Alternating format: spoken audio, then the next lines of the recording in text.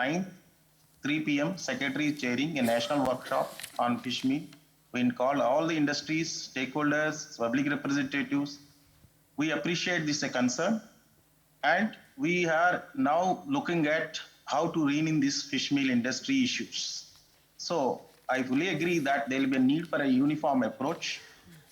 Fish meals industries are located in the state domain. We have to work together. So on the 9th, 3 p.m., there is a national workshop on the virtual workshop on fish meal.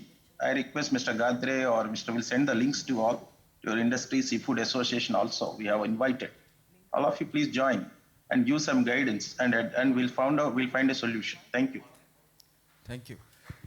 There's a question from Dr. Murugan of the crab, blue swimming crab. Yeah, today we are discussing about the SDG 14, and it has been said that the fisherman has been undertaking sustainable fishing activity despite our scientific study says that a lot of fish stocks has been depleting. So as you have told that MISTI scheme is coming like that, we have a lot of schemes also in G20. We have one of the partners of the CORDOP, which is concerned about the coral reef also. So I would like to know, under the SDG 14, life below water, what are the conservation initiative we have been taken to improve the stock as well as the ecosystem by Ministry of Fisheries? I think Dr. Balaji has covered several things that in all their programs and schemes, the sustainability, they have reserved the budget for to take care of the sustainability. I am not speaking about the budget.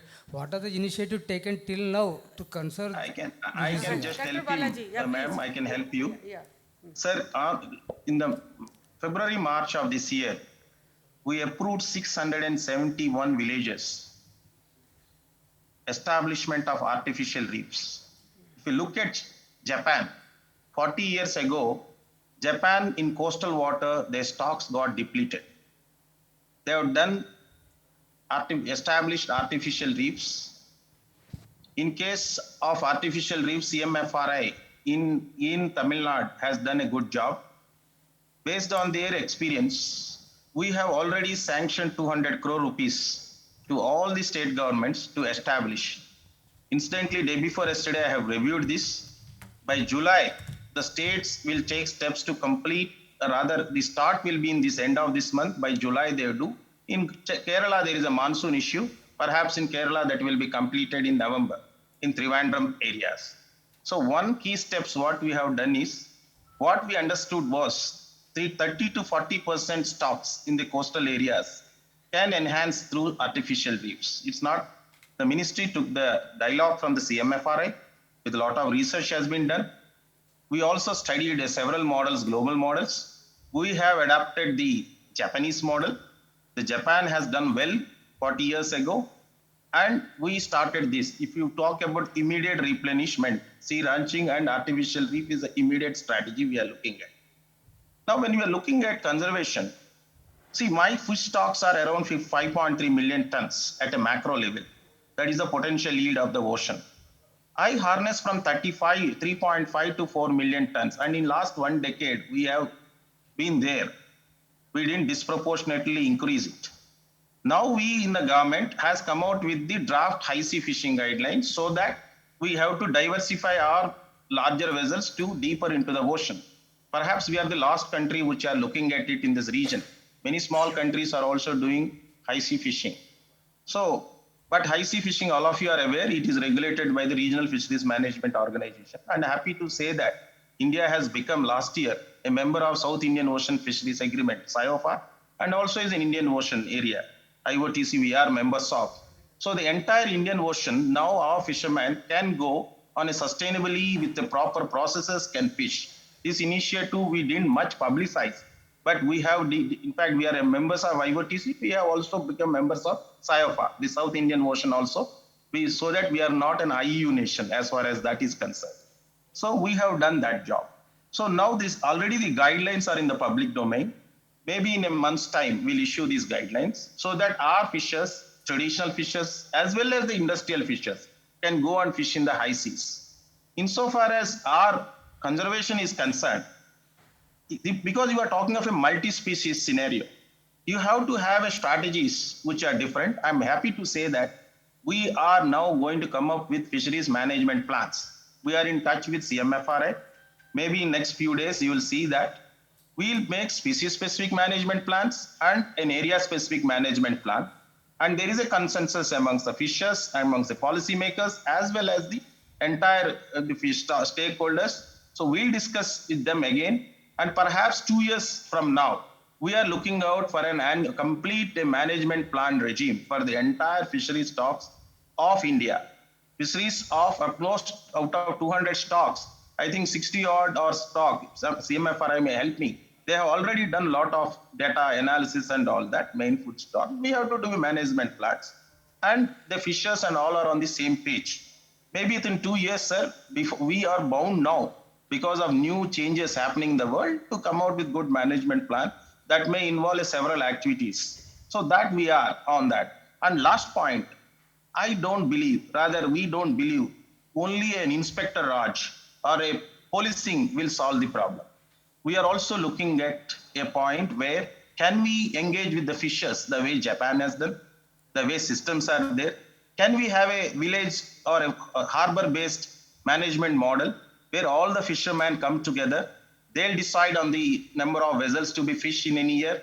They can exchange the number of their fishing rights in any year and ensure that the stocks are fished at a particular harvest control. We don't say straight away harvest control. They can be a harvest control. At the same time, they can be a management model which is not driven by a policing or a state driven, but more of an initiative from top up, the bottom up approach where the fishermen communities through a co-management model can do. And this is another area which are very actively working. Hopefully in next few months this will be there. Thank you. Thank you, Dr. Balaji. You have a... I'm Ilyas Seth, Secretary General of Seafood Exporters of India. Well, it appears like fish meal producers are being made to look like villains. Yeah, but let us be practical about it, let us be objective about it. That fish meal is required for aquaculture shrimp production, there's no doubt. Yeah, that is required in the shrimp feed production. Now, to say fish meal is being produced all over the world, okay? It's not only in India. The point here is, it is not the production of fish meal which has to be discouraged or stopped or whatever it is. It is the juvenile fishing that has to be discouraged, that has to be tackled. You have to stop juvenile fishing because juvenile fish is not being consumed not only by fish meal, by other segments also. Okay? It is being consumed locally too. The real point is you have to see how you will control the juvenile fishing, how you will control the sale of juvenile fish. The solution is not only stopping the production of fish meal and discouraging them and all that. The solution is in trying to tackle the problem at the source. That is what we have to do. Thank you. Thank you. I think one last question by Ms. Sneha Singh. So with that, we'll break for tea. Yeah. Thank you, sir. So my question comes not from a third eye perspective. So my question also comes from the implementation point of view when we look at the traceability framework. When we think of implementing traceability as a framework, now there will be a lot of streamlining that will be required for value chains, end-to-end value chain.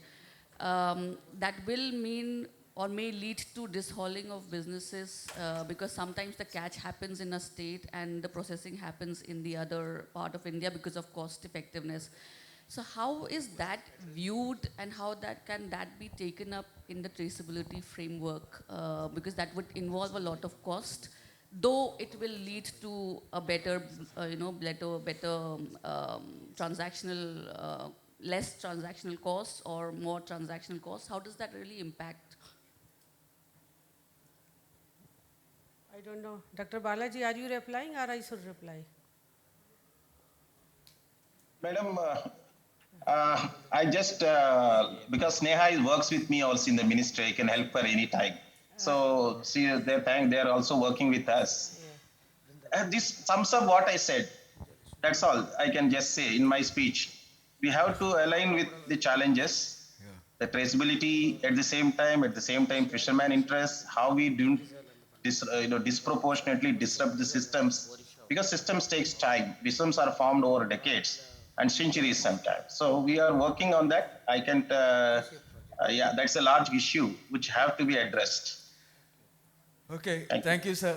I think Sneha is from the Ernst and Young company, and she is in close collaboration with the Department of Fisheries. So maybe he will answer your question in Delhi. So, so right now we are breaking for coffee and tea, and because we are running short of time, I would request you to restrict to 10 minutes. Usually it's 15 minutes. Thank you very much.